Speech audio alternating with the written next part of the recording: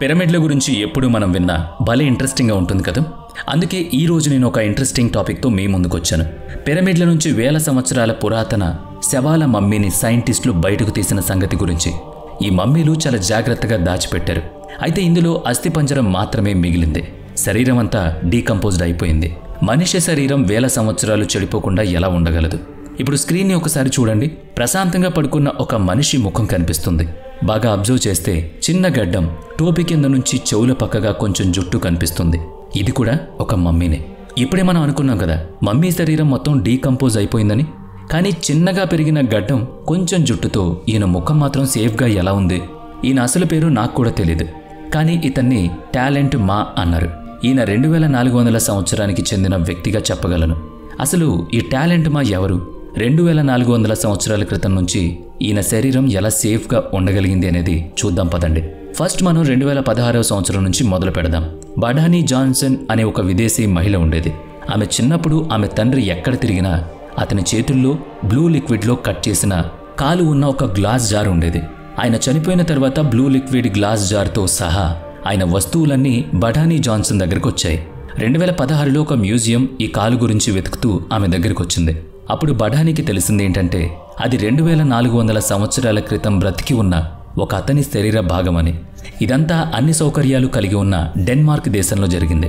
మే 8, 1950వ సంవత్సరం సిటీకి దగ్గరగా ఉన్న బురదగుంటలో ఒక శవం ఉన్నట్లు ఇద్దరు బ్రదర్స్ డెన్మార్క్లోని సిల్క్ బోర్డ్ సిటీ పోలీసులకు ఫోన్ చేసి చెప్పారు. కొన్ని రోజుల క్రితం సిటీలో మాయమైన ఒక అబ్బాయి శవమని ఆ ఇద్దరు బ్రదర్స్కి అనిపించింది. భూమిలో 2.5 మీటర్లు కిందకి తవ్వినప్పుడు సాధారణ స్థితిలో కాకుండా కొంచెం డిఫరెంట్గా ఉన్న ఒక శవం దొరికినట్లు ఆ ఇద్దరు బ్రదర్స్ పోలీసులకు చెప్పారు. పోలీసులు వెంటనే సిల్క్ బోర్గ్ మ్యూజియం ఆర్కియాలజీ అఫీషియల్కి ఇన్ఫార్మ్ చేశారు.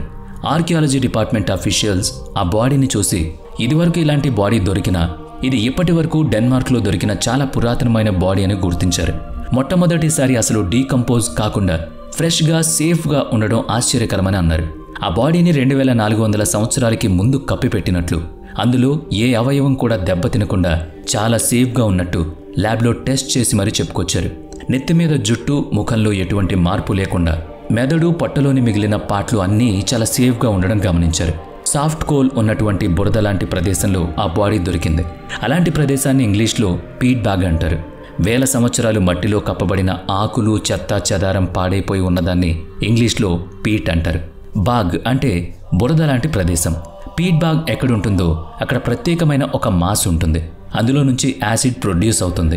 దాన్ని బాగ్ యాసిడ్ అంటారు. ఈ యాసిడ్ వల్ల బురదలో ఉన్న బ్యాక్టీరియాతో పాటు ఆక్సిజన్ కూడా నశించిపోతుంది.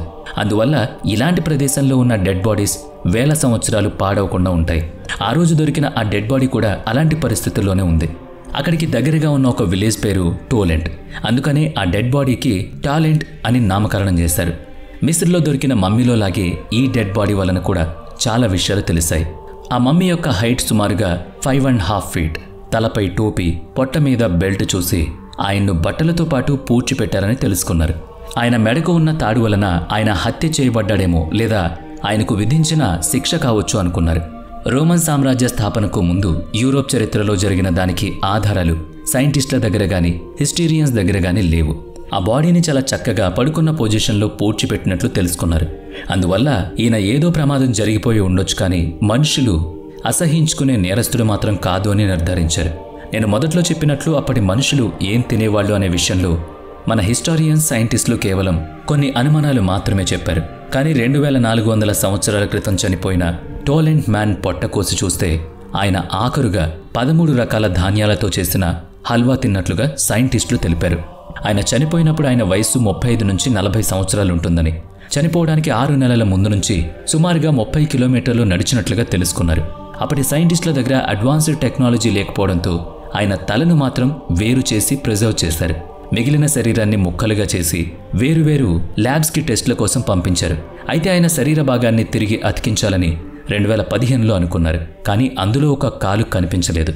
అది మాత్రమే కాకుండా చాలా భాగాలు వారికి దొరకలేదు.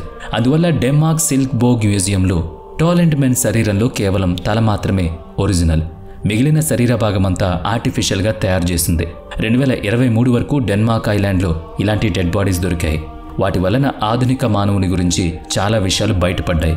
డెవలప్ అవుతున్న కొత్త టెక్నాలజీ సహాయంతో ఇంకా ఎన్నో విషయాలు తెలుసుకునే అవకాశం కూడా ఉంటుంది. మరి ఈ రోజుకి ఈ వీడియో ఇంతటితో ముగిద్దాం. పిరమిడ్స్ గురించి ఇంకా తెలుసుకోవాలనుకుంటే మేము గతంలో చేసిన వీడియోలు చూడొచ్చు. సో ఈ వీడియో మీకు నచ్చితే లైక్ చేయండి, షేర్ చేయండి.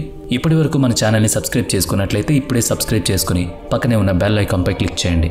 నెక్స్ట్ వీడియోలో మళ్ళీ కలుద్దాం. Thanks for watching.